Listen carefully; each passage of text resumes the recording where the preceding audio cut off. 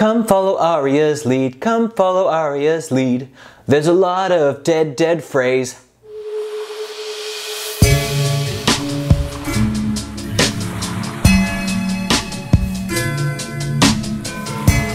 Hello folks, Charlie Westeros here, back again for a brand new season of Game of Thrones. And today I will be discussing episode 1 of season 7 entitled Dragonstone. Before I get into discussing this episode, however, I want to remind you all that I have teamed up with Thrones Amino yet again this season in order to chat with you all after every episode of Game of Thrones. Thrones Amino is basically a social network for Game of Thrones fans where, along with chatting with me, you can also read up on some cool fan theories, participate in polls and challenges, as well as discover some pretty amazing fan art and some hilarious GIFs. But once again, and relevant to my reviews for the show, if you want to help me provide better thoughts on each episode at hand, I strongly encourage you to join me on Thrones Amino and we can chat about GOT every Sunday night EST, Eastern Standard Time, right after the episodes air. Download links are in the info box below. Alright, with all that out of the way, let's just jump right into this episode. First thing I want to address is the Arya scenes. Hands down, I think this was the best season opening so far for a Game of Thrones season ever. Walder Arya's speech brought me back to the horror of the Red Wedding during season 3, so much that when the Frey men began to choke on the wine and Arya began to talk about their betrayal and murder of the Starks, it made for the perfect payback just before the opening credits started to roll and that music began. Second Arya scene was also interesting, but truth be told, I was mostly amused and distracted by the fact that Ed Sheeran made an appearance and they had that intense close-up on his face. It did make me chuckle just a little bit. The one slight issue I did have with the scene is that I felt like something bad had to happen. I'm so used to seeing groups of like men or soldiers mistreat the characters they encounter in Game of Thrones that it almost felt too strange for Arya to have a good and positive interaction with Lannister men, no less, out in the middle of the woods where there's no one else around. One thing I will say though is that even though Arya said she was traveling to King's Landing to kill the Queen, and that the Lannister men-at-arms, including Ed Sheeran, laughed at her, I am still convinced that she will be successful in that endeavor in the show, just probably not this season, unfortunately.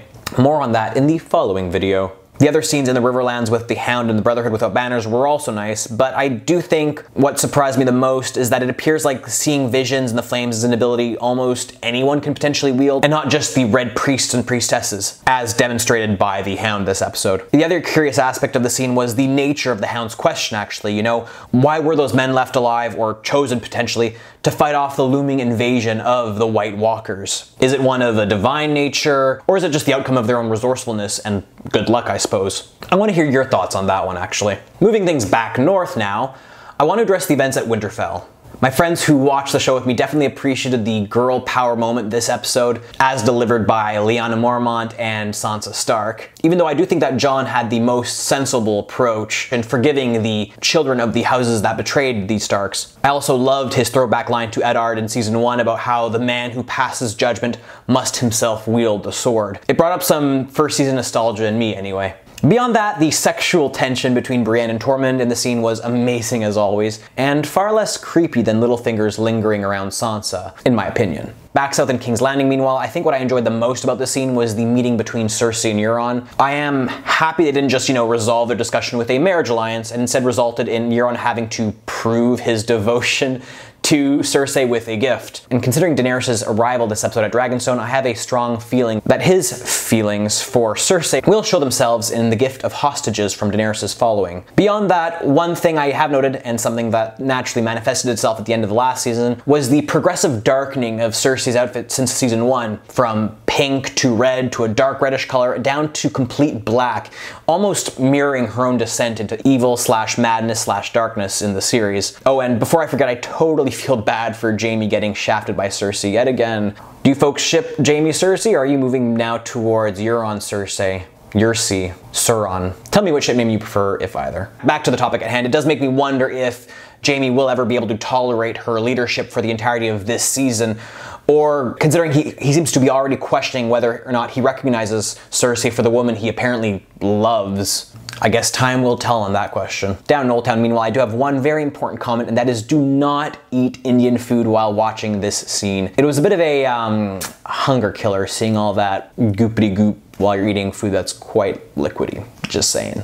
With that out of the way, one thing I did find interesting was the fact that Sam was able to discover that Dragonstone is home to a mountain of dragonglass. This equally reaffirms my own theory that the Targaryens and Valyrians before them might have in fact had some awareness of the White Walkers' threat north of the Wall. More info on that in this video as well. Also, seeing Professor Slughorn in Game of Thrones had my friends freaking out just a little bit, but I must say what impressed me the most was the fact that he actually truly believed Sam was telling the truth in this case about the White Walkers. Now, the last but perhaps the most important thing that was shown in this episode was the fact that Jorah Mormont is in fact in Old Town. It's especially important because I think it's a strong sign that the show is pretty much done with all things concerning Essos. I was originally considering the possibility that Jorah could be actually going to Asshai in order to have his grayscale healed. This does demonstrate that there was actually in fact very little reason to venture back east within the confines of this TV show. At least that's my hunch anyway. Now last but not least, the Dragonstone scene, as demonstrated by the title of this episode. Daenerys' arrival at her ancestral home was a very nice touch. I must say that it was nice to get a complete view of Dragonstone at long last in the series, but it was also a little nostalgic and kind of sad seeing the remnants of Stannis' abandoned lodgings. Dany's closing line, however, set up the season perfectly when she announced to Tyrion,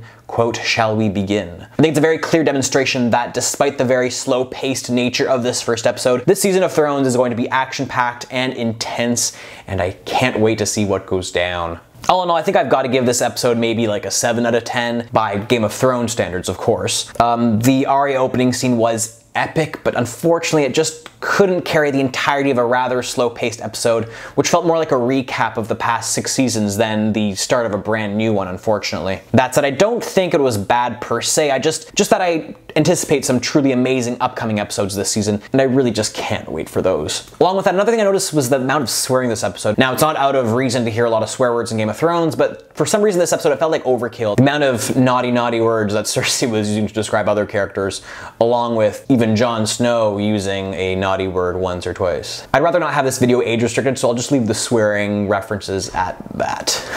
Anyway, that's all for my review, folks. Tell me what you all thought in the comment section below. Did you enjoy this episode? Did you think it was a perfect opener for season 7, or do you think it could have been a little bit better? Let me know what you think about this episode as a whole. As always, thank you so much for watching. Don't forget to hit that like button and subscribe if you enjoyed. And as always, I will see you all next time.